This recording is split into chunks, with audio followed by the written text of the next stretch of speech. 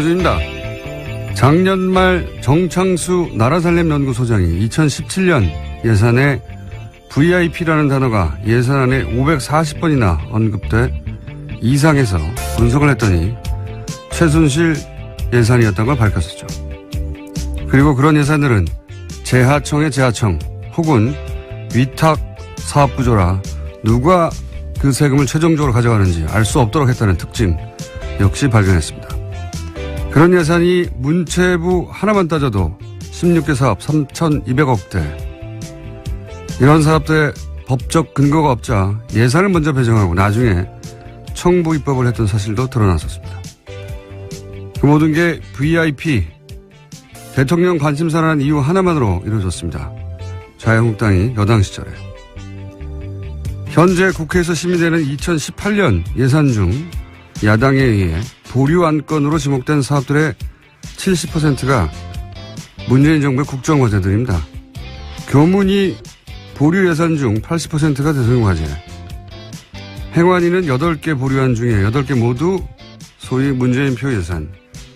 현재 국회 보류 안건 소위에서 합의가 안 된 사안 전체가 국정과제 예산들입니다. 박근혜 정부에서는 VIP 관심사라는 이유만으로 예산이 만들어졌다면 이번 정부에서는 문재인 공약이었다는 이유만으로 보류되는 중입니다. 현재 국회가 돌아가는 꼴이 그렇습니다. 김원준 생각이었습니다.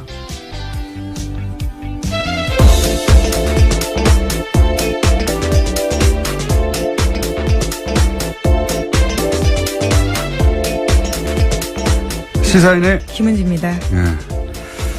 사실 지금 국회에서 가장 중요한 건 예산안 심사인데. 예, 그렇죠.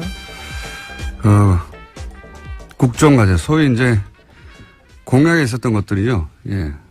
그 예산은 일단 막는다. 이게 이제 야당의 심의 전략이에요. 아주 노골적이라 수치로도 확인이 됩니다. 예. 보류되는 건 뭐 다 족족이다. 국정과제. 근데 그 공약들은 대부분 야당도 걸었던 거예요. 예. 그러니까 내용이 중요한 게 아니라 예. 이번 정부가 내년에 쓸 돈을 없애버리겠다. 국정과제를. 뭐 이런 의도죠. 자, 첫 번째 뉴스는 뭡니까? 네, 이종명 전 국정원 3차장의 구속적부심 청구가 받아들여지지 않았습니다. 어제 법원은 기존 구속영장 발부에 따른 구속이 적법하다라고 기각 사유를 밝혔는데요. 이 전 차장은 원세훈 전 국정원장 등과 공모해서 국정원 외곽팀에 수백 회에 걸쳐서 예산 수십억 원을 지급한 혐의를 받고 있습니다. 이미 지난 18일에 구속이 된 바가 있는데요. 당시에 오민석 영장전담 부장판사 같은 경우에는 영장 발부 사유를 이렇게 설명했습니다. 범죄 혐의가 소명되고 증거인멸 염려가 있다면서 구속의 사유와 필요성이 인정된다라고 했습니다. 영어로 발렌싱. 네. 예. 예, 균형요. 예, 네. 균형 맞추기. 김관진, 인관빈, 석방은 법리를 따졌을 뿐이고, 예, 특혜가 아니었다. 라는 걸 입증하느라고, 이번에 세심하게 배려한 듯한 청와대 수석과 연관된 사건의 인사는 석방했죠. 반면에. 네, 전병헌 전 수석과 관련된 부분은요. 예, 석방이 됐고, 예, 이번에 국정원 3차장은 석방을 시키지 않았습니다. 네, 저는 그래서 이게, 균형 맞추기다. 저는 그렇게 예상합니다. 예. 그래서 전병헌 전 수석을 MB가 살렸다고 제가 한 적이 있지 않습니까? 예. 구속도장이 찍혔던 걸 화이트로 지웠다는 뉴스도 있었잖아요. 예. 근데 만약 다시 구속영장이 청구된다면 전 수석은 구속될 가능성이 높다 이렇게 전망하는 바고요. 예, 현재 검찰이 재청구 카드를 만지작거리고 있다라는 보도도 꽤 나왔습니다. 자, 요 사안 관련해서는 아직도 이제 기다리고 있는 구속영장, 예, 실질 심사가 또 있어서 월요일쯤에 종합적으로 저희가 영장 해설 판사와 함께 다뤄보도록 하겠습니다. 자, 다음 뉴스는요? 네, 어제 국방부 사이버 댓글조사 TF가 3차 중간조사 결과를 발표했는데요. 군 사이버사령부가 지난 2012년에 총선에 총력 대응한다는 내용의 문건을 공식적으로 확인했습니다. 그런데 이 문건에 결재를 한 사람은요, 김관진 당시 국방부 장관입니다. 너무 당연히 구속되어 있어야 할 사람인데, 예, 이런 문건이 계속 나오는데, 결재했는데, 분명히. 결재라는 건 지시했다는 거거든요. 근데 이제 본인이 지시한 게 아니라 봤다는 뜻이다. 그러니까 본인은 종북 대응을 하라고 지시했지 정치관여를 지시한 바가 없다라고 계속 주장을 하고 네. 있고 이에 대해서 신강렬 부장판사 같은 경우에는 다툼의 여지가 있다라는 취지의 다툼의 이야기를 여지가 어디 했습니다. 있습니까? 여기서 종북이라고 하는 게 정부에 반대하는 사람들인데 그래서 당시 야당 의원들 비난하는 댓글 단 거 아니에요? 예. 네, 어제 조사 결과 봐도요. 총선 직후의 보고 문건들을 보면 사이버사는 정권 심판과 여당 공격, 정권 교체를 위한 투표 참여 동료 등에 대해서 종북 활동으로 규정해서 대응했다라고 되어 있습니다. 야당은 그냥 종북이에요. 예. 정부를 비판하면 다 종북을 했는데 이게 무슨 다툼의 여지가 있습니까? 군이 대국민 여론전을 왜 합니까? 군이. 정치관여죠. 법으로 금지되어 있습니다. 그러니까 이제 보수를 계속 안보 하는데 국가 안보가 아니라 정권, 자신들의 안보, 자신들의 안위를 챙긴 거예요. 예, 그걸 다 종북이라는 단어로 묶어서 군이 정치 개입하게 했는데 문건도 나왔는데 결재도 했는데 지시도 했는데 구속이 안 되는 게 말이 되나요? 예. 네, 심지어 어제 발표에서는요. 2013년에 첫 조사했을 때 김관진 전 장관이 방해했던 내용까지도 나왔는데요. 관련해서 수사를 열심히 하려고 했던 헌병 수사관을 질책하고 수사팀에서 제외했다라는 내용도 있었습니다. 그러니까요. 예. 이게 이제 군이 정치에 개입하면 안 된다고 수사하려고 했더니 하지 말라고 한 거 같잖아요. 국방장관이. 김관진 국방장관 석방시킨 건은 두고두고 앞으로 거꾸로 발목을 잡을 거라고 저는 봅니다. 자, 다음 뉴스는요. 네, 관련해서 어제 SBS가 또 하나의 보도를 했는데요. 사이버사 댓글 공작에 대한 재조사가 본격화되면서 그 전에 김태효 전 청와대 대외전략기획관과 통화를 한 바가 있다라는 겁니다. 그 당시에 김태효 전 기획관 같은 경우에는 사이버사가 여론 조성을 위해서 댓글을 다는 것을 긍정적으로 평가한 이야기를 했다라고 하는데요. 지금 압수물 분석이 끝나는 대로 바로 김태효 전 비서관을 불러서 검찰이 조사할 계획입니다. 이게 청와대 김태효 비서관 당시에 대외전략기획관인가요? 예. 네, 대외전략기획관입니다. 예, 사이버 댓글을 긍정적이라고 독려했다는 거잖아요. 예. 자기 스스로 인정했다라고 어제 SBS가 보도한 건데요. 그러니까 군이 왜 정권 심판, 여당 공격, 투표 참여 독려 이걸 종북으로 규정하고 대국민 여론전을 하는 걸 독려합니까? 군은 이런 일을 하라고 있는 게 아니에요. 예, 군인이 이런 일을 했는데 그래서 본인 이 김태호 기획관은 뭐가 잘못됐냐 이거 아닙니까? 네. 종북 활동을 막았다는 거 아니에요. 그 종북이라는 건 그대로 나오잖아요. 정권 심판, 여당 공격, 투표 참여 독려. 이게 종북 활동이라 이게 뒤에 북한이 있다는 거 아닙니까? 사실상 인정한 것들인데요. 이것도 다시 구속영장 김관진 같은 사안으로 김관진 장관을 구속영장을 청구할 수는 없는 걸로 아는데 새로운 게 나오지 않는 두고 보겠습니다. 네, 저희도. 자, 다음 뉴스는요. 네, 원세훈 전 국정원장이 재임 시절에 멀쩡한 관사를 두고 서울 강남에 새 관사를 마련했다라는 보도도 나왔습니다.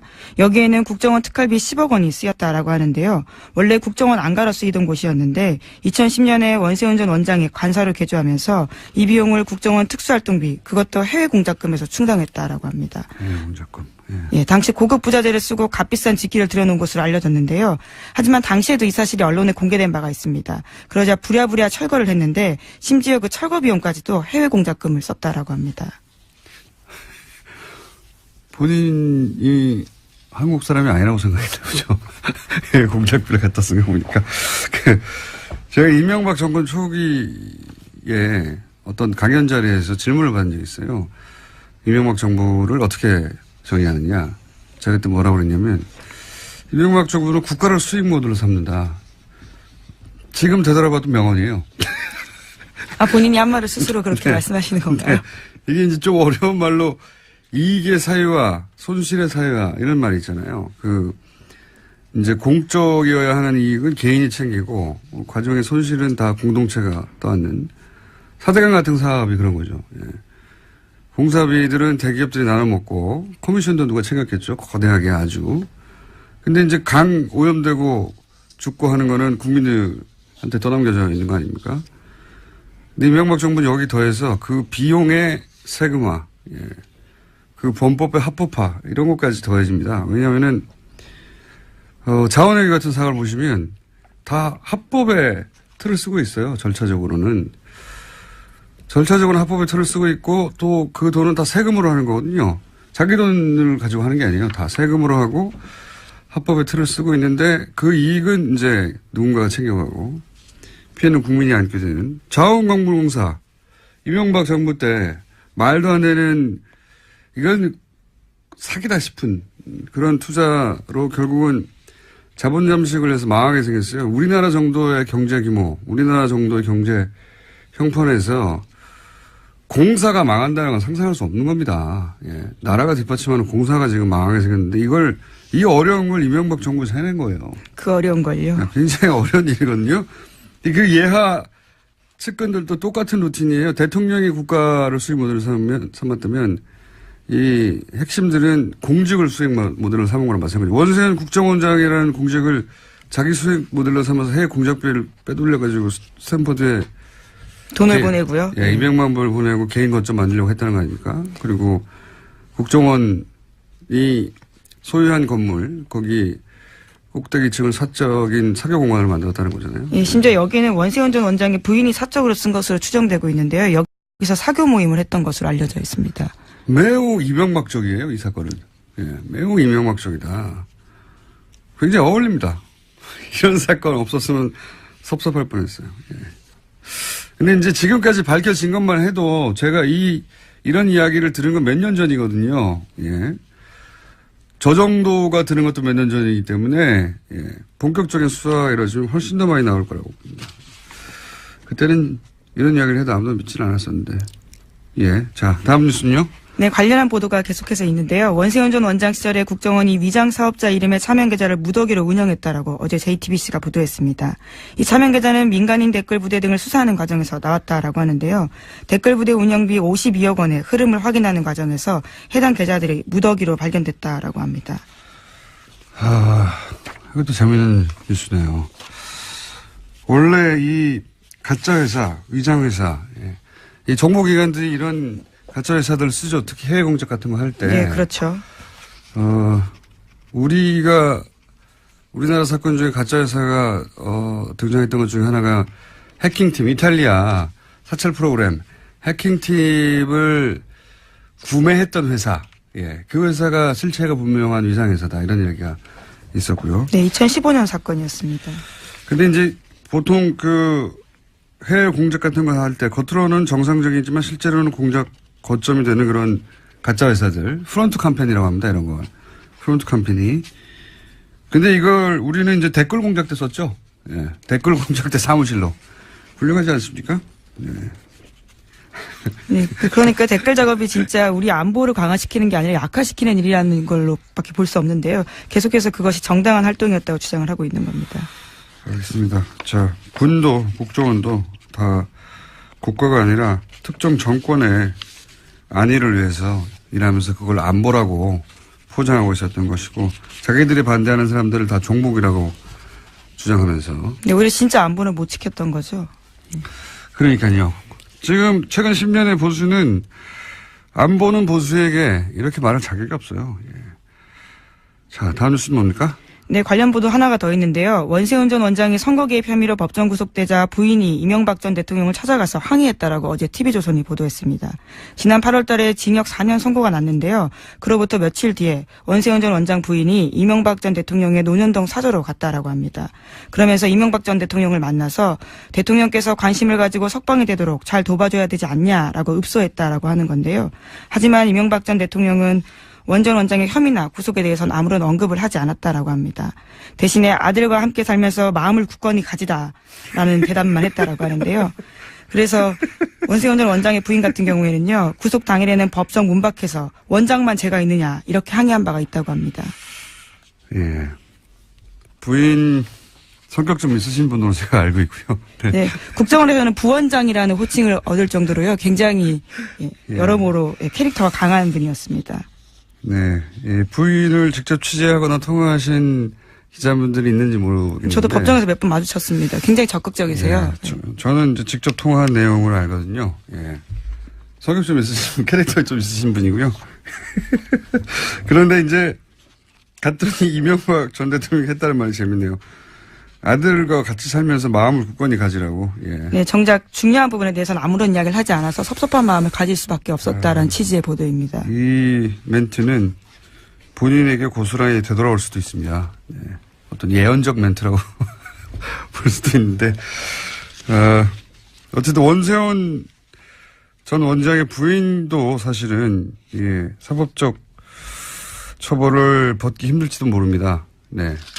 어쨌든 성격 좀 있으신 분인데 그 일화가 재밌는 일화가 보도됐네요. 네, 이 말도 굉장히 인상적입니다. 원장만 죄가 있느냐라고 이야기했다는 당연히 거죠. 아니겠죠. 당연히 아니겠죠. 자, 이런 일들이 있었다고 합니다. 다음 뉴스는요. 네, 김병찬 서울 용산경찰서장이 검찰 조사를 받고 있는데요. 받았습니다. 2012년 경찰의 국정원 댓글 사건 수사 정보를 국정원에 흘려줬다라는 혐의를 받고 있습니다. 이와 관련한 내용들이 좀 나왔는데요. 오늘 아침 경향신문 보도입니다.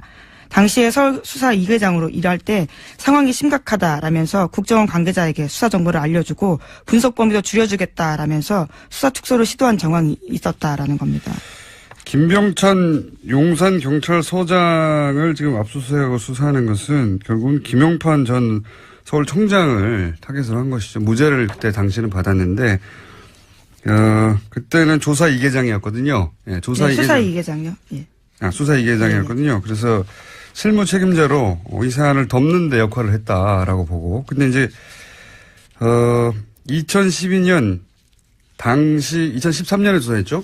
최동욱 그리고 윤석열 팀이 이 수사를 할 때 그때 결국은 법정에 나와서는 이 김병찬 소장이 아무것도 안 알려줬다, 섭섭하다 이렇게 진술했는데. 네, 국정원 직원이 그렇게 진술했었습니다. 예, 그 연락 체계했던 국정원 직원이 그 국정원 직원이 이제 번복을 했죠.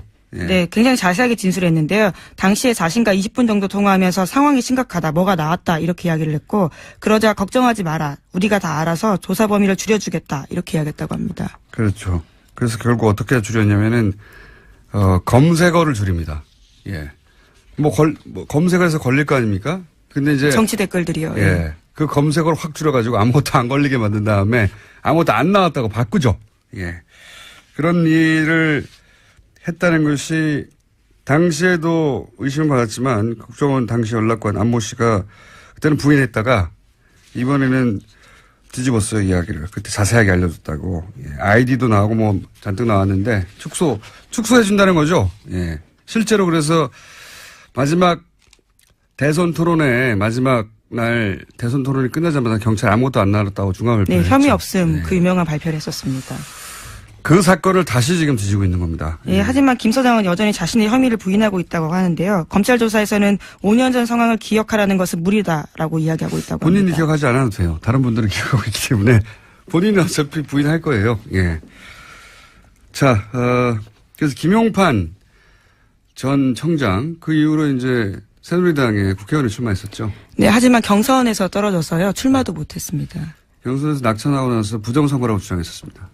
네, 우리가 모른다고 해서 없는 것이 아니다라는 책을 예. 쓰신 분입니다. 부정선거를 주장하셨죠. 그때 낙천하고 본인이. 예. 지금 뭐 하시나 모르겠네요. 아마 뉴스에 나오실 것 같은데 곧 이어서. 뭐지 않아. 다음 뉴스는요? 네, 박근혜 전 대통령이 이재용 삼성전자 부회장을 위해서 갤럭시 휴대전화 관련된 규제도 직접 챙겼다라는 오마이뉴스 보도가 있습니다. 갤럭시 S5의 심박도 측정 센서, 갤럭시 노트 4의 산소 포화도 측정 센서 관련 규제를 직접 챙겼다라는 증거를요, 박영수 특별검사팀이 확보했다라고 합니다. 아하. 이게 이제 의료기기인데, 그죠? 이런 건. 규제를 완화해준다라는 건데요. 규제를 완화해주는 게 아니라 삼성한테만 해준 거죠, 그냥. 그러고 보면 별 청탁을 다 했어요. 네. 근데 그 중에서, 역외 조세 포탈 2조 5천억. 갑자기 국세청이 묻지도 따지도 않고 역외 탈세. 예, 신고하라고 했었죠. 신고하면 봐준다는 기간을 갑자기 내걸고, 그때 2조 5천억 정도의 사실은 비자금, 예. 역외 탈세. 그 자체만 따져가지고도 많은 사람들이 감옥을 오래 갈 액수인데, 그걸 그때 받아준 적이 있잖아요. 국세청이. 이거 누가 시켰는지. 이게 갤럭시의 심박도 어플도 자잘한 것까지도 다 이렇게 청탁을 했는데, 그런 딜 중에 일부가 아니었을까 강력히 의심합니다. 이 수사 대상이라고 봅니다. 네. 액수도 큰 액수죠. 계속 잊지 않게 그 부분 같이 가져가야 된다고 보고요. 자, 시간이 거의 다 됐네요, 또. 자, 그럼 제목 정도 체크하고 넘어갈까요, 또? 네, 이영선 전 청와대 경호관의 2심 선고가 어제 있었는데요. 재판부는 1심에서 징역 1년 실형 선고를 받고 법정 구속됐던 이 전 경호관에게 징역 1년에 집행유예 2년을 선고했습니다. 그래서 어제 석방됐습니다. 이건 약간 멘트를 해야 되는 사건이에요. 인간적으로 이해가 가는데, 예. 인간적으로 이해가는 부분이 없지 않나. 저는 이 국정농단 사태, 대통령이 탄핵된 역사책에 두고두고 등장한 사건 아니겠습니까? 근데 그 중에 사실은 한 가운데 있던 인물인데, 이제 한마디로 말해서 상관이 시켜서 어쩔 수 없을 것이다.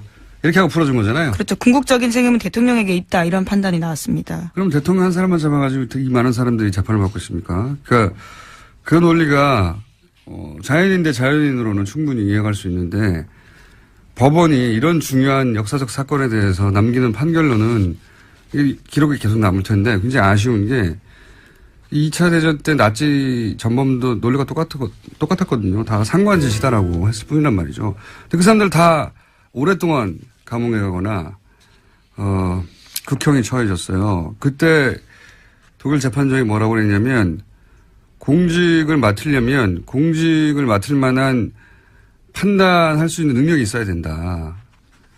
그런데 이게 명백히 잘못된 짓인데도 그냥 따랐다는 거는 그런 자질이 없다는 거를 보여주는 거다. 스스로 자질도 없는데 그런 자리를 맡았기 때문에 사회에 그 결과에 해악을 끼쳤으므로 처벌한다. 이 굉장히 그 서구 그 헌법적 기초를 만드는데 중요한 판결이었어요. 지시를 따랐다는 게 변명이 될 수 없다고 판결했거든요. 그것이 명백하게 위법이라면 이게 이미 70년 전에 이런 중요한 판결을 내렸는데 우리도 굉장히 중요한 사건인데 그 정도에 걸맞는 어떤 역사적인 판결이나 이게 뭐 6개월 더 감옥에 있다 없다가 중요한 게 아니라 판결문들이 그런 게 나왔으면 좋겠는데 아직은 그런 게 없습니다. 우리는. 그냥 나치 논리예요. 기본적으로는 모든 전범 혹은 모든 그 종범들이 주장하는 난 시킨 데 따랐을 뿐이다. 이거를 법관이 다시 한번 반복하는 거잖아요. 예. GC에서 따랐을 뿐이니까 집행유예라고 하는 건데 굉장히 아쉽습니다. 저는. 트럼프 뉴스 없습니까? 네, 2개나 있습니다. 있어요? 네. 거기까지만 하고 끝내죠. 네. 또 이번에 북한 김정은 위원장을 향해서 병든 강아지라고 불러서요 논란이 있고요. 또 뿐만 아니라 이슬람 증오 메시지를 담긴 영국 극우 정당의 동영상을 리트윗해서요. 또 영미 정치권에서 문매를 맞고 있습니다. 네. 무슬림 이민자가 뭐 누굴 때린다든가 뭐 마리아상을 부신다든가 뭐 기타 등등 동영상이었는데 영국에서는 이게 가짜 동영상이다. 네, 네덜란드 대사관에서 확인을 해줬다라고 합니다. 네, 가짜라고요. 가짜 동영상이라고 했는데 이거를 이제 영국 극우 정당, 극우 정당이 올렸는데 이거를 미국의 대통령이 리트윗을 한 거예요. 그러자 사실은 미국, 영국 동시에 주요 외신들이 난리가 났어요. 뭐 BBC나 뉴욕타임즈나 뭐 영국은 가디언, CNN이나 왜냐하면 인종차별주의자거든요. 그냥 뉴스 자체도 가짜고 극우 정당에서 이제 특정 종교 인종차별적이고 이런 걸 일국의 대통령이 트윗한다는 게 있을 수가 없는데 누굴 때리고 떨어뜨리고 하는 장면 그 자체를 그리고 다 특정 종교고 최소한의 양식이나 최소한의 예의나 없어요. 그래서 영국 총리실에서 공식적으로 항의를 했다라고 합니다. 거짓말을 퍼뜨리고 긴장을 촉발해서 증오 연설을 해서 사회 분열시키려 했다라는 건데요. 그러자 트럼프 대통령이 다시 또 트위터를 했다고 합니다. 니네나 잘해라. 네. 니네나. 영국 니네나 잘해라. 네. 메이 총리를 향해서요. 자신한테 집중하지 말고 영국에서나 신경 써라라는 겁니다. 아니 이거는 영국 문제가 아니잖아요. 단순하게. 영국인들만 신경 써야 할 영국 일을 왜 자기가 신경 썼어요 그러면. 본인은 이렇게 이야기했습니다. 우리는 잘하고 있다. 트위터에다가요. 자기밖에 모르는 인간에 대한 연민의 예의가 전혀 없는 장사꾼 관종. 예. 미국 대통령이라고 해서 그 사실이 변하는 게 아닙니다. 저는 장사꾼 관종이라고 보고 이적이 짝이 없는 트럼프가 김정은에게 병든 강아지라고 했었거든요. 네, 시크퍼피라는 표현입니다. 이거가 미국식 관종을 뜻하는 표현이에요. 그러니까 트럼프가 김정은에게 관종이라고 한 것과 마찬가지 표현이거든요. 이게 시크퍼피가. 왜 강아지들이 주인 관심을 끌려고 막 매달리는 거 있잖아요. 다른 사람 관심을 끄는데 그렇게 매달리는 사람을 관종이라고 우리가 하지 않습니까? 그 표현이 이 병든 강아지예요. 자기한테 딱 맞는 표현이네요. 우리 여기까지 하겠습니다. 지금 하여튼 예, 그런 니트옷을 해가지고 결국 트윗으로 망할 것 같습니다. 양반은. 여기까지 하겠습니다. 시사인의 김은지였습니다. 감사합니다. 이명박 정부 하에서의 210억 대출 의혹 사건, 농협 대출 의혹 사건이죠. 이 문제를 계시다가 최근에 너무 자주 나오시는 겁니다. 이제 그만 나오셔야 될 것 같은데 한 번 더 나오셨습니다. 한 번 더 나오신 이유는 국회 농해수위 소속이신데 이명박 정부 시절 벌어졌던 어마어마한 문제가 있는데 이 문제를 아무도 되짚고 있지 않다. 꼭 되짚어야 하겠다. 그래서 한 번 더 나오신 더불어민주당의 김영건 의원 스튜디오에 계십니다. 안녕하십니까? 예, 반갑습니다. 저는 이제 농협 사건 새로운 게 나오거나 아니면은 농협 사건 이후로 이제 연구하시기로 하신 당시 농협 디도스 사건, 예. 농협 해킹 사건, 예. 이제 한동안 안 나오시겠다 싶은데 갑자기 또 나오셨어요? 예. 근데 요거는 꼭 짚어둬야 되겠다고 하신 농해수위 소속으로서. 예. 그게 이제 그 구제역, AI, 가축 전염병을 이명박 정부 때 어떻게 처리했고 그게 왜 문제였으며 그게 어떤 의도가 깔려 있는 그런 의혹이 있는가 이 얘기를 꼭 하고 싶다고. 예. 자, AI, 뭐 가축 전염병. 예. 일반인들은 이 집만 한 번씩 거론되고 뭐 살처분되고 뭐 이런 얘기 나오지 않습니까? 예. 농장에서 직접 일하시는 분들이 아니면은 이게 이제 금방 잊혀지거든요. 예. 근데 이명박 정부 시절에 이 살처분이 왜 다른 정부하고 다르게 크게 문제가 됩니까? 일단 이제 엄청난 살처분이 그때 이루어진 거죠. 일단 그러니까 양 자체가. 양 자체가. 그러니까 김대중, 노무현, 이명박, 박근혜 정부의 그 방역 정책 그리고 그 과정을 보면은 대대적으로 실패한 게 이명박 정부예요. 방역 실패 얘기 많이 나왔었죠. 그때. 예. 그러니까 전체 이걸 이제 마리수로 비교하기는 좀 어려운 게 닭하고 소를 직접 마리를 1대1로 비교할 수는 그렇죠, 없지 않습니까? 예. 그렇기 때문에 돈으로 비교를 해보면 4개 정부의 살처분 비용으로 들어간 돈의 정확하게 70%를 이명박 정부 때 썼어요. 살처분 하는 데만 3조 원을 썼어요. 3조 9억 원. 대단하네요. 예. 예. 나머지 정부를 다 합친 거에 2배 이상을 썼네요. 그렇죠. 70%를 쓴 거고. 그게 어마어마하게 살처분을 했다는 얘기죠. 어마어마하게 살처분을 한 거예요. 예. 다 죽여버렸다는 얘기잖아요, 이게. 그러니까 제가 이걸 들여다보면서. 방역이라기보다 그냥 죽여버린 거 아닙니까? 예. 물론 이제 방역을 하려고는 했겠지만은 저는 이게 좀 이상하다. 이상하죠. 이 정도면. 예. 뭐냐 그러면 MB가 이 양반 정말 뒤끝이 있는 양반이구나. 왜냐 그러면 MB 초기 때 광우병 파동으로 곤혹을 치렀지 않습니까? 네. 그런데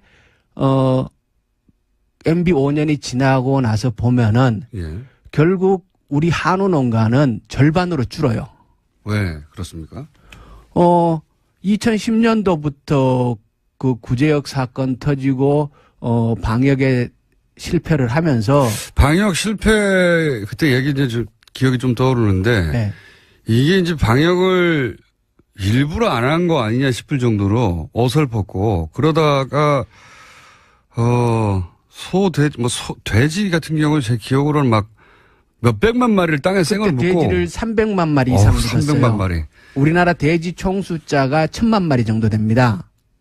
그중에 300만 마리를 300만 마리 이상을 묻었어요. 그때 정말 기억이 나는 거는 이 돼지들이 다 살아있는 돼지를 땅에 그냥 생으로 파묻었었어요, 그때. 그때 이제 그렇죠. 원래 이제 SOP 이 상으로는 사람이 할 짓인가 싶었는데, 그때. 예, 질식사를 시켜서 다 묻도록 되어 있는데 예. 그때 방송에 이제 살아있는 상태로 그냥 묻는 그러니까요. 그러니까 그때 방역 인력이나 이런 체계들이 제대로 준비되지 않은 상태에서 속수무책으로 막 당하고 이러면서 어마어마하게 묻었고 결과적으로 전국토를 오염시켰고 그리고 우리 더 굉장히 중요한 건 그 과정에서 인간성의 피폐화되는 거를 우리가 국민이 다 경험하지 않습니까? 그러니까요. 살아있는 돼지들이 네. 최소한 원래 절차는 질식사 시킨다고 하는데 최소한 예. 기절이라도 시키든지요. 그냥 멀쩡하게 돼지 살아있는데 그냥 포크레인을 퍼가지고 예. 다 살아있는 애들을 땅에 묻어버린 거 아니에요. 그냥 다. 그렇죠. 그래서 며칠 동안 돼지 울음소리가 거기 났고 뭐 피가 진동했고 이런 얘기 계속 나왔었는데 그래서 이명박 돼지의 저주. 정부 초기 때만 해도 전국의 한우 농가 숫자가 20만 호였어요. 20만 호. 근데 그 과정을 거치면서 10만 호 이하로 떨어졌고요. 지금 전국의 한우 농가 숫자는 8만 6천 호입니다. MB 시절에 이 과정을 거치면서요. 과정을 거치면서. 그리고 그때 썼던 그러면 그 대신에 미국 소고기 수입은 소고기 수입은 엄청나게 늘어난 거고. 그만큼 늘어났겠네요. 네, 늘어난 거고. 그래서 제가 이 과정을 이상하긴 합니다. MB가 확실히 이 양반 뒤끝이 있구나.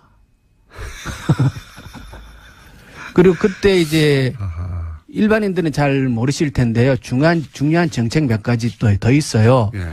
그 한우 그 사육 기반을 유지하기 위해서 송아지 안정제라고 예.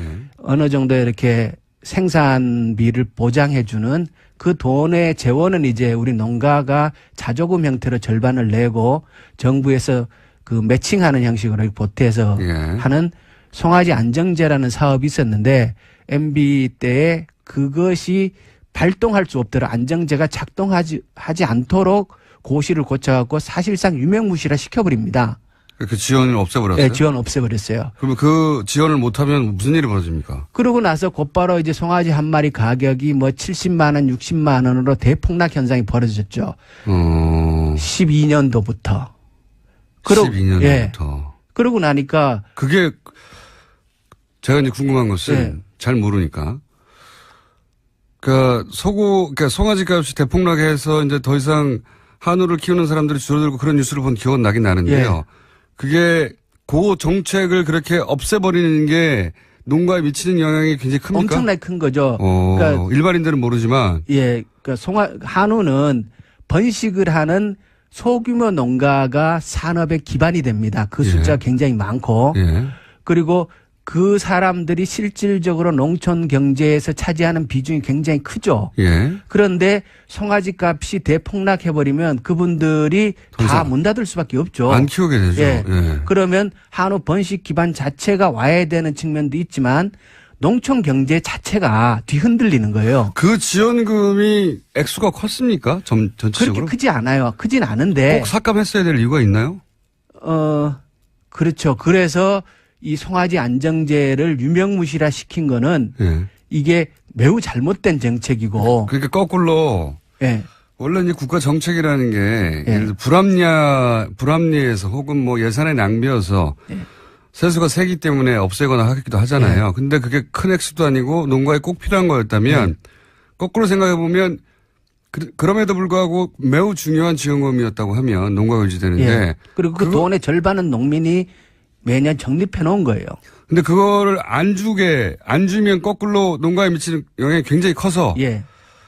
한우 농가가 줄어들고 그러면 그만큼 줄어든 한우만큼 미국소로 수입해야 되고 그리고 우리 소비자들은 지금 사실 우리 국민들이 한우를 마음 놓고 먹지 못하지 않습니까? 너무 비싸요. 생산 농가가 적으니까요. 생산 농가가 적으니까 그리고 송아지 가격이 너무 올라서 한우를 사육하는 분들도 경영 압박을 받는 거고. 근데 이제 의원님이 의심하시기로는 뒤끝이라고 하신 게, 큰 액수도 아닌데, 네. 큰 액수가 아님에도 불구하고 한우 농가에는 매우 중요한 지원금이었는데, 네. 이걸 없앴다는 것은, 네. 한우 농가 숫자를 줄이고, 거꾸로 미국 소 수입을 늘리기 위한 기반 정책 아니었나 이렇게 의심하시는 부분이 있는 것 같아요. 결과적으로 그렇다는 거죠. 결과적으로. 그 의도를 가졌는지까지는 우리가 모르겠어요. 그거는 이제 저는 의심합니다. 저도 의심스럽습니다. 그러니까 꼭 없애야 되는 나쁜 제도가 아니었는데. 아주 좋은 제도입니다. 바람직한 필요한 제도고. 그래서 지금도 그 제도는 있는데 무명무실하다는 예, 거죠. 발효될 수 없도록 조건을 만들어 놓은 거예요. 그러니까요. 예. 그러니까 하는 농가들을 어렵게 만든 거죠. 그렇죠. 정책의 효과를 굉장히 잘하는 사람이 한 거네요. 임기 초에. 그렇죠. 예, 예. 예. 그게 이제 전 매우 의심스럽습니다. 예. 그런 일이 있었고 그래서 예. 그렇게 해서 농가가 안 그래도 하는 농가가 어려운데 이 구제역 때 예. 돼지 소가 엄청난 숫자로 줄었기 때문에 예. 또 그만큼의 미국 쇠고기 수입 필요성이 생긴 것이고. 그래서 지금 한우 자급률은 갈수록 떨어지고 있고. 그게 근데 MB 정부에서 다 일어난 일이다. 그때부터 시작이 된 거죠. 아, 꼼꼼하네요. 예. 한우 자급률은 계속 떨어지고 있고 우리 국민들은 비싼 값에 한우 고기를 먹어야 되고 그리고 수입 소고기가 늘 싸지 않습니다. 예. 왜냐 그러면 그 사람들도 이제 경제 이윤을 목표로 하는 사람이기 때문에 여기 모자란다 싶으면 계속 올라가거든요. 그래서 그 이후로 국제 소고기 시장 이건 전체적인 문제지 대한민국만의 문제는 아니거든요. 국제 소고기 시장에서 소고기 미국 소고기의 값은 거의 2배 이상 뛰었습니다. 이건 어떻습니까? 이제 이명박 정부에서만 하나만 네. 다른 모든 정부를 합친 것보다 2배 이상의 돈을 네. 거기 썼다고 하면 이상한 거잖아요. 분명히 네. 이상한 건데 그때 이제 그 어떤 보도들이 생각나냐면 정부의 대응 속도가 왜 이렇게 느리냐. 이렇게 느리니까 계속해서 그 퍼져나갈 수밖에 없고 그러니 그 양이 늘어나고 그러다 보니까 지금 뭐 돼지만 300만 마리고 닭은 1000만 마리가 넘지 않았습니까? 작년에 그 박근혜 정부에서 닭을 살처분한 숫자가 3천만 마리가 넘죠. 박근혜 정부도 네. 만만치 않네요. 3천만 마리. 전체 70%의 돈을 MB 정부에 썼고 나머지 18%의 돈을 박근혜 정부에 썼습니다. 그럼 90% 정도를 88%의 90%를 예, 88%의 돈을 두 정부에 썼고 나머지 예, 12%를 예, 노무현 정부는 5%, 김대중 정부는 7%를 썼어요. 야, 이거는 말이 안 됩니다. 그러니까 이게 특별한 이유가 있어야 됩니다. 이 우리 정도면. 국민들이 그러니까 이건 진짜 정부의 실력을 비교해 볼 만한 수 있는 자료가 되는 거예요. 민주정부와 저는 박근혜 정부가 실력이 없어서 네. 예를 들어 방역과 관련된 정부의 대처 능력 조속한 예. 대처가 안 되고 그래서 2배 정도로 썼다는 것은 예. 실력의 문제인 것 같은데요. 예. 5%하고 70%는 12배 아닙니까? 예. 이명박 정부는 이건 실력의 문제를 넘어서는 의도가 있는 거 아니냐 이렇게 생각이 들어요. 기본적으로. 일부러 이렇게 한 거 아닙니까 진짜? 의심은 스럽지만 결과도 또 그렇게 나오고 그렇지만 그렇게 단언하기는 좀 어렵고요. 그리고 의원님은 단언하지 마시고 저는 네, 의혹을 네. 제기하겠습니다.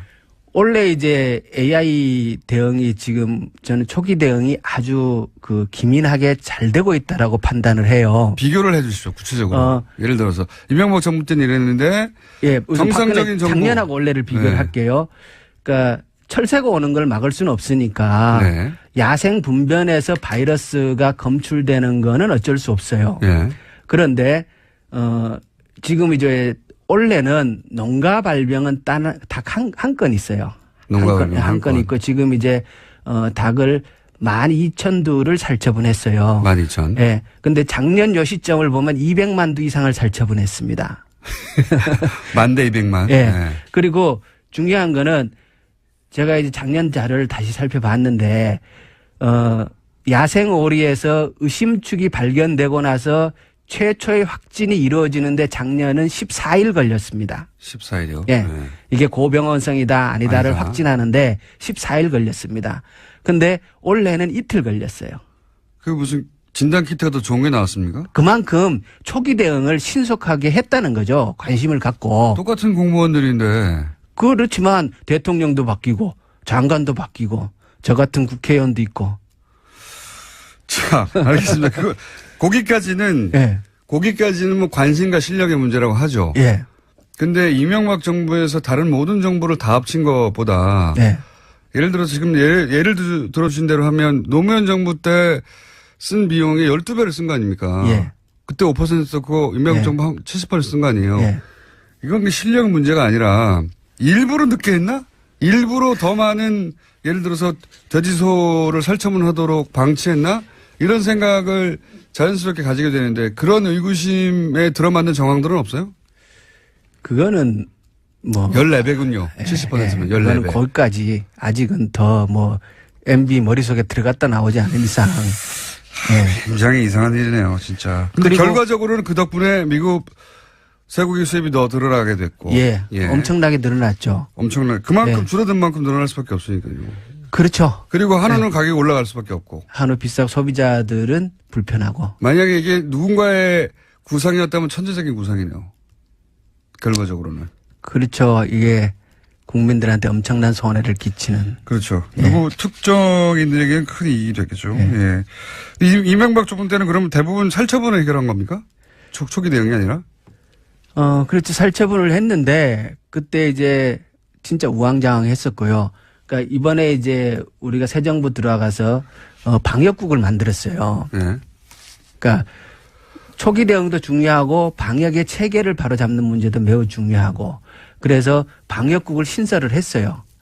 그래서 전국에 가축 방역관을 시군 단위로 다 새로 뽑고 그래서 이번에 이제 한 농가가 발병되는 과정도 보면은 옛날처럼 이제 막 죽어 나가고 이래서 확진이 되는 게 아니고 오리를 출하하기 전에 가축 방역관이 농장에 들어가서 검사를 먼저 하고 그리고 출하를 승인하는 제도를 만들어 놓은 거예요. 그래서 이번에 가축 방역관에 들어가서 보니까 뭔가 좀 이상하다 이래갖고 자기 돈을 주고 농장에다가 오리를 5마리를 사가지고 나옵니다. 이 방역관이. 그래서 그거를 검사를 해서 이미 퍼진 다음에 발견한 게 아니라. 아닙니다. 그게 아닙니다. 선제적으로 방역관이 의심스러워 예, 쏟아낸 출하 거예요. 전에 검사를 한 거고 검사 과정에서 좀 이상하다 이래가지고 자기 돈을 주고 사가지고 오는 거예요. 그 그 오리를. 방역관 크게 칭찬받아야 되겠네요. 칭찬받고 상 줘야 됩니다. 그러네요. 그리고 이런 제도를 만들어낸 사람도 좀 칭찬받아야 하지 않을까요? 의원님이 혹시 하셨습니까? 제가 조금 기여했습니다.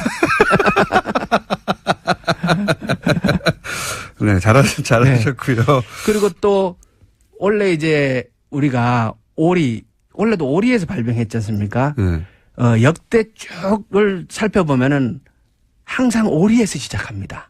아, 그래요? 예, 오리에서 시작을 해가지고. 우리는 야생 오리들이 있으니까. 이게 어떻게 되는 거냐면 네. 야생철새에서 인플루엔자가 넘어오지 않습니까? 네.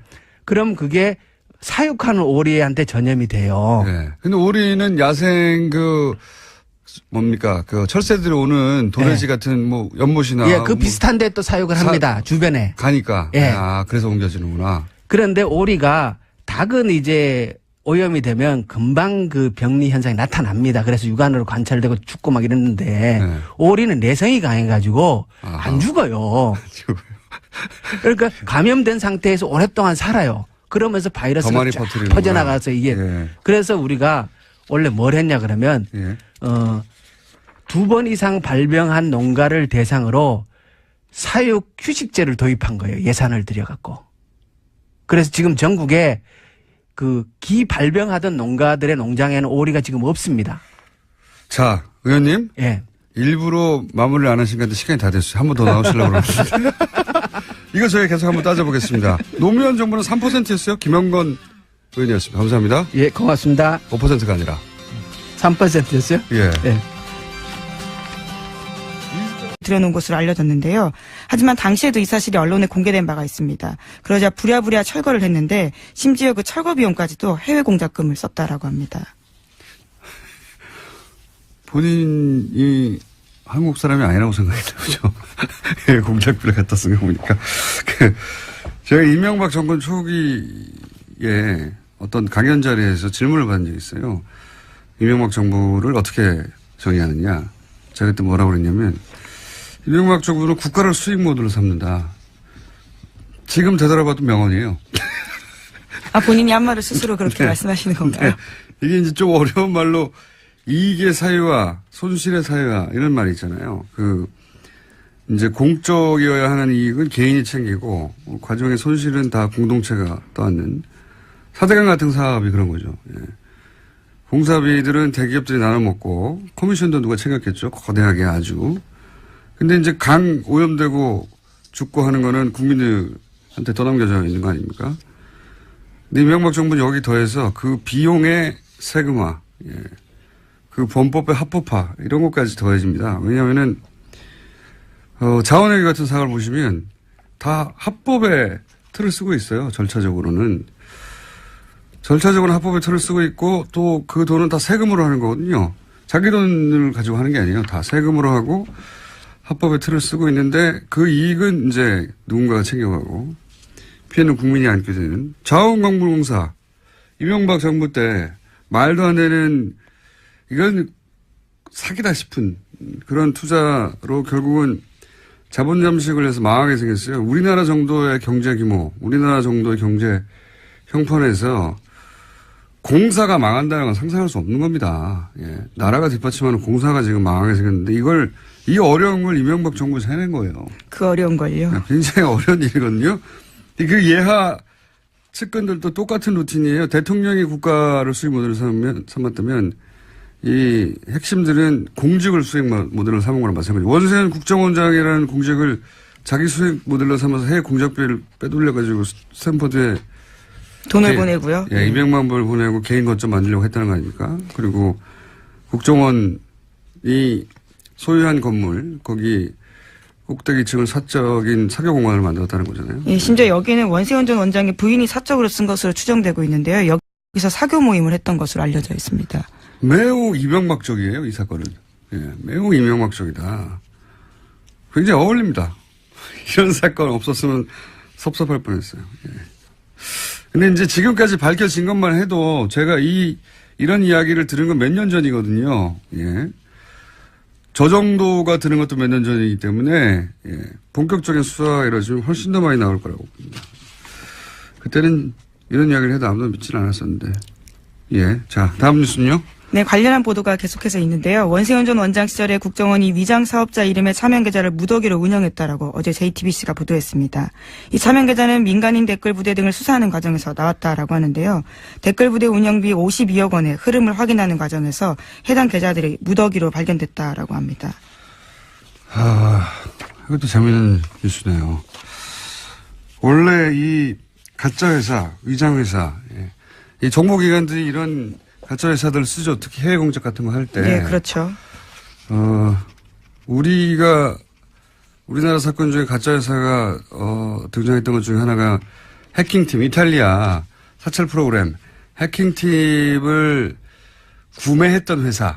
예, 그 회사가 실체가 분명한 위장 회사다 이런 얘기가 있었고요. 네, 2015년 사건이었습니다.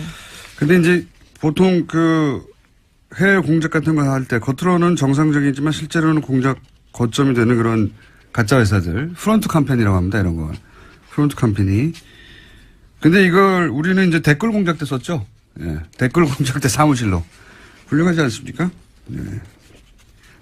네, 그러니까 댓글 작업이 진짜 우리 안보를 강화시키는 게 아니라 약화시키는 일이라는 걸로밖에 볼 수 없는데요. 계속해서 그것이 정당한 활동이었다고 주장을 하고 있는 겁니다. 알겠습니다. 자, 군도, 국정원도 다 국가가 아니라 특정 정권의 안위를 위해서 일하면서 그걸 안보라고 포장하고 있었던 것이고 자기들이 반대하는 사람들을 다 종북이라고 주장하면서. 네, 오히려 진짜 안보를 못 지켰던 거죠. 그러니까요. 지금 최근 10년의 보수는 안보는 보수에게 이렇게 말할 자격이 없어요. 예.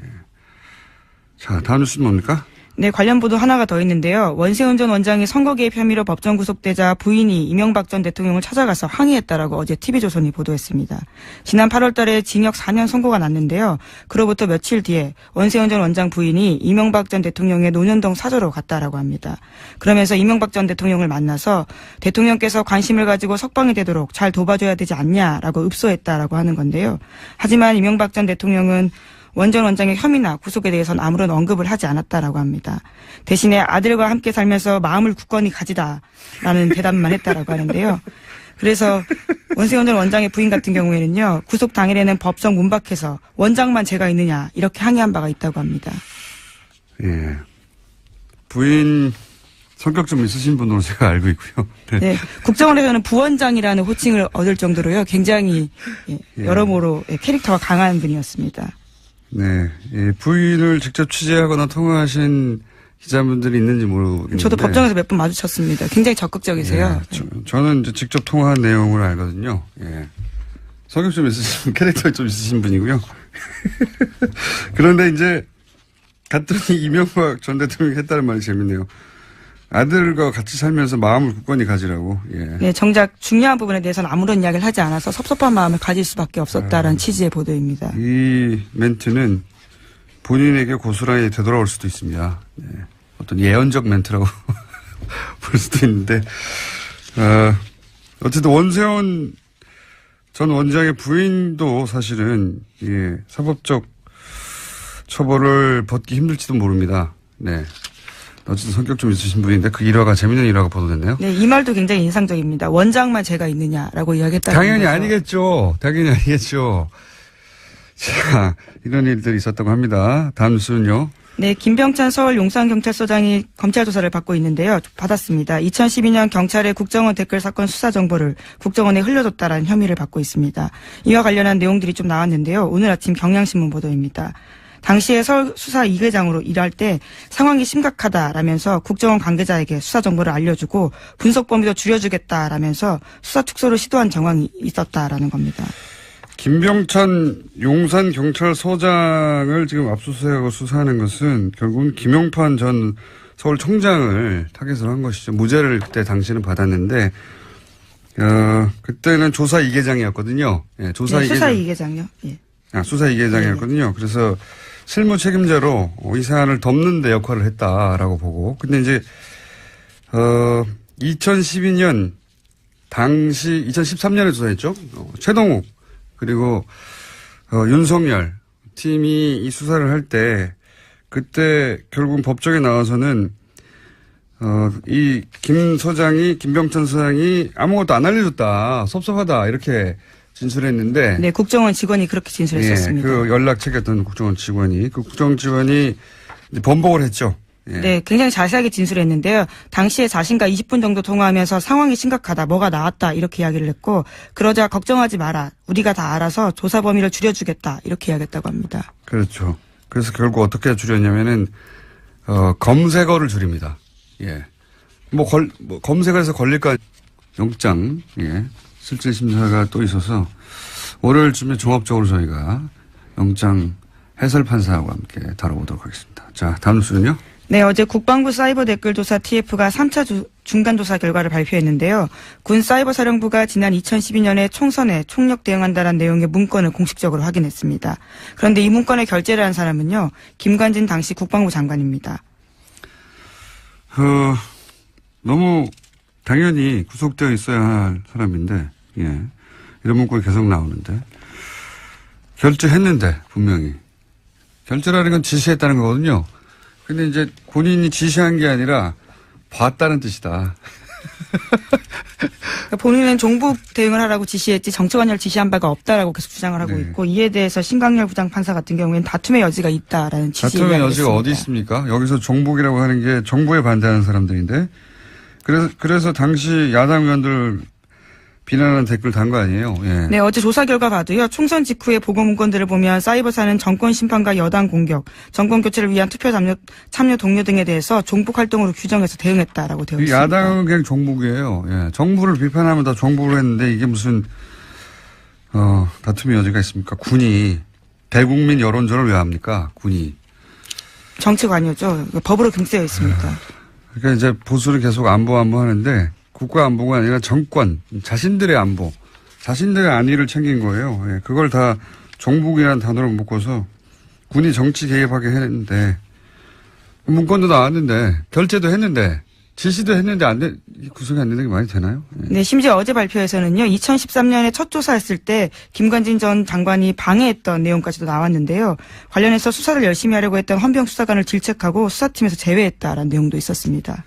그러니까요. 예. 이게 이제 군이 정치에 개입하면 안 된다고 수사하려고 했더니 하지 말라고 한 거 같잖아요. 국방장관이. 김관진 국방장관 석방시킨 거는 두고두고 앞으로 거꾸로 발목을 잡을 거라고 저는 봅니다. 자, 다음 뉴스는요. 네, 관련해서 어제 SBS가 또 하나의 보도를 했는데요. 사이버사 댓글 공작에 대한 재조사가 본격화되면서 그 전에 김태효 전 청와대 대외전략기획관과 통화를 한 바가 있다라는 겁니다. 그 당시에 김태효 전 기획관 같은 경우에는 사이버사가 여론 조성을 위해서 댓글을 다는 것을 긍정적으로 평가한 이야기를 했다라고 하는데요. 지금 압수물 분석이 끝나는 대로 바로 김태효 전 비서관을 불러서 검찰이 조사할 계획입니다. 이게 청와대 김태효 비서관 당시에 대외전략기획관인가요? 예. 네, 대외전략기획관입니다. 예, 사이버 댓글을 긍정적이라고 독려했다는 거잖아요. 예. 자기 스스로 인정했다라고 어제 SBS가 보도한 건데요. 그렇게 군이 왜 정권 심판, 여당 공격, 투표 참여 독려 이걸 종북으로 규정하고 대국민 여론전을 하는 걸 독려합니까? 군은 이런 일을 하라고 있는 게 아니에요. 예, 군인이 이런 일을 했는데 그래서 본인 이 김태호 기획관은 뭐가 잘못됐냐 이거 아닙니까? 네. 종북 활동을 막았다는 거 아니에요. 그 종북이라는 건 그대로 나오잖아요. 정권 심판, 여당 공격, 투표 참여 독려. 이게 종북 활동이라 이게 뒤에 북한이 있다는 거 아닙니까? 사실상 인정한 것들인데요. 이것도 다시 구속영장 김관진 같은 사안으로 김관진 장관을 구속영장을 청구할 수는 없는 걸로 아는데 새로운 게 나오지 않는 두고 보겠습니다. 네, 저희도. 자, 다음 뉴스는요. 네, 원세훈 전 국정원장이 재임 시절에 멀쩡한 관사를 두고 서울 강남에 새 관사를 마련했다라는 보도도 나왔습니다. 여기에는 국정원 특활비 10억 원이 쓰였다라고 하는데요. 원래 국정원 안가로 쓰이던 곳이었는데 2010년에 원세훈 전 원장이 관사로 개조하면서 이 비용을 국정원 특수활동비 그것도 해외 공작금에서 충당했다라고 합니다. 해외 공작금. 예, 당시 고급 부자재를 쓰고 값비싼 직기를 입니다. 작년 말 정창수 나라살림연구소장이 2017년 예산에 VIP라는 단어가 예산안에 540번이나 언급돼 이상해서 분석을 했더니 최순실 예산이었던 걸 밝혔었죠. 그리고 그런 예산들은 재하청의 재하청 혹은 위탁 사업 구조라 누가 그 세금을 최종적으로 가져가는지 알 수 없도록 했다는 특징 역시 발견했습니다. 그런 예산이 문체부 하나만 따져도 16개 사업 3,200억대 이런 사업들의 법적 근거가 없자 예산을 먼저 배정하고 나중에 청부 입법을 했던 사실도 드러났었습니다. 그 모든 게 VIP, 대통령 관심사라는 이유 하나만으로 이루어졌습니다. 자유한국당이 여당 시절에. 현재 국회에서 심의되는 2018년 예산 중 야당에 의해 보류 안건으로 지목된 사업들의 70%가 문재인 정부의 국정과제들입니다. 교문이 보류 예산 중 80%가 대통령 과제. 행안위는 8개 보류안 중에 8개 모두 소위 문재인 표 예산. 현재 국회 보류 안건 소위에서 합의가 안 된 사안 전체가 국정과제 예산들입니다. 박근혜 정부에서는 VIP 관심사라는 이유만으로 예산이 만들어졌다면 이번 정부에서는 문재인 공약이었다는 이유만으로 보류되는 중입니다. 현재 국회가 돌아가는 꼴이 그렇습니다. 김원준 생각이었습니다.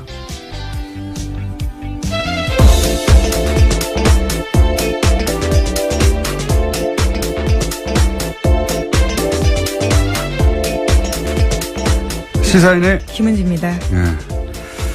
사실 지금 국회에서 가장 중요한 건 예산안 심사인데. 예, 그렇죠. 국정과제, 소위 이제 공약에 있었던 것들이죠. 예. 그 예산은 일단 막는다. 이게 이제 야당의 심의 전략이에요. 아주 노골적이라 수치로도 확인이 됩니다. 예. 보류되는 건 뭐 다 족족이다. 국정과제. 근데 그 공약들은 대부분 야당도 걸었던 거예요. 예. 그러니까 내용이 중요한 게 아니라 예. 이번 정부가 내년에 쓸 돈을 없애버리겠다. 국정과제를. 뭐 이런 의도죠. 자, 첫 번째 뉴스는 뭡니까? 네, 이종명 전 국정원 3차장의 구속 적부심 청구가 받아들여지지 않았습니다. 어제 법원은 기존 구속영장 발부에 따른 구속이 적법하다라고 기각 사유를 밝혔는데요. 이 전 차장은 원세훈 전 국정원장 등과 공모해서 국정원 외곽팀에 수백 회에 걸쳐서 예산 수십억 원을 지급한 혐의를 받고 있습니다. 이미 지난 18일에 구속이 된 바가 있는데요. 당시에 오민석 영장전담 부장판사 같은 경우에는 영장 발부 사유를 이렇게 설명했습니다. 범죄 혐의가 소명되고 증거인멸 염려가 있다면서 구속의 사유가 필요성이 인정된다라고 했습니다. 영어로 발렌싱. 네. 예. 아, 예, 균형이요. 예, 네. 균형 맞추기. 김관진, 인관빈, 석방은 법리를 따졌을 뿐이고, 예, 특혜가 아니었다. 라는 걸 입증하느라고, 이번에 세심하게 배려한 듯한, 이 청와대 수석과 연관된 사건의 인사는 석방했죠. 반면에. 네, 전병헌 전 수석과 관련된 부분은요. 예, 석방이 됐고, 예, 이번에 국정원 3차장은 석방을 시키지 않았습니다. 네, 저는 그래서 이게, 균형 맞추기다. 저는 그렇게 해석합니다. 예. 그래서 전병헌 전 수석을 MB가 살렸다고 제가 한 적이 있지 않습니까? 예. 구속도장이 찍혔던 걸 화이트로 지웠다는 뉴스도 있었잖아요. 예. 근데 만약 다시 구속영장이 청구된다면 전 수석은 구속될 가능성이 높다 이렇게 전망하는 바고요. 예, 현재 검찰이 재청구 카드를 만지작거리고 있다라는 보도도 꽤 나왔습니다.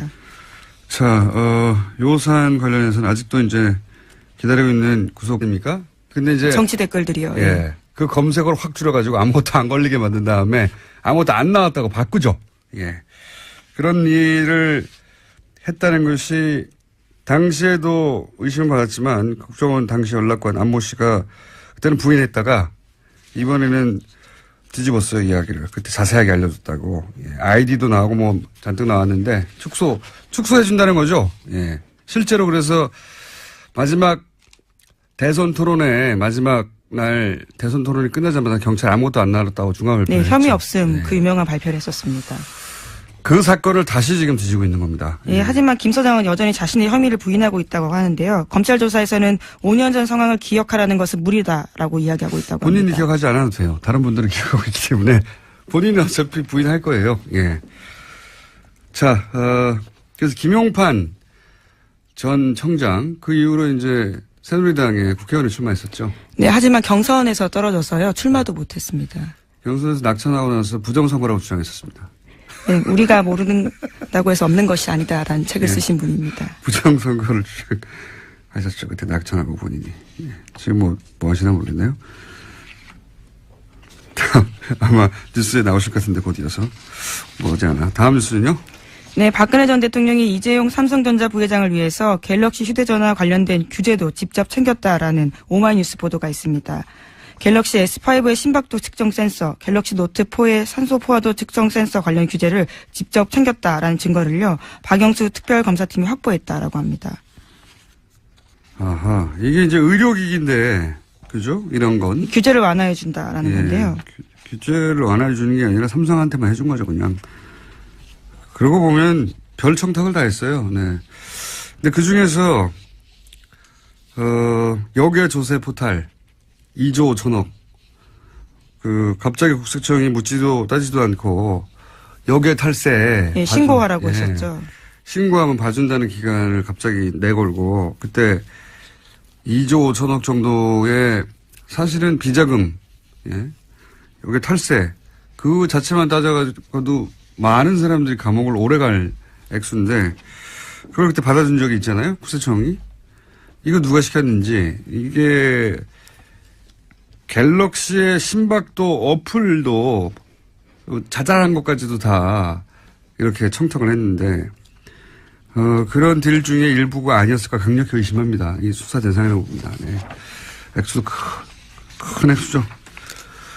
계속 잊지 않게 그 부분 같이 가져가야 된다고 보고요.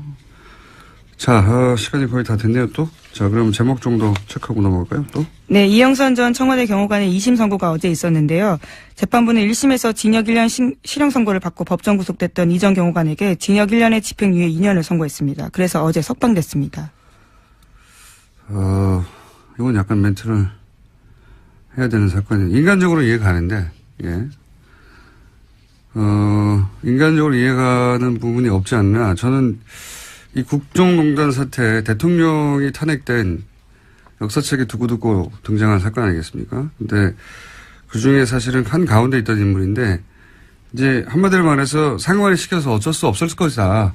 이렇게 하고 풀어준 거잖아요. 그렇죠. 궁극적인 책임은 대통령에게 있다. 이런 판단이 나왔습니다. 그럼 대통령 한 사람만 잡아가지고 되게 많은 사람들이 재판을 받고 있습니까? 그러니까 그 논리가 자연인 대 자연인으로는 충분히 이해할 수 있는데 법원이 이런 중요한 역사적 사건에 대해서 남기는 판결로는 이 기록이 계속 남을 텐데 굉장히 아쉬운 게 2차 대전 때 나치 전범도 논리가 똑같았거든요. 다 상관짓이다라고 했을 뿐이란 말이죠. 근데 그 사람들 다 오랫동안 감옥에 가거나 극형이 처해졌어요. 그때 독일 재판정이 뭐라고 그랬냐면 공직을 맡으려면 공직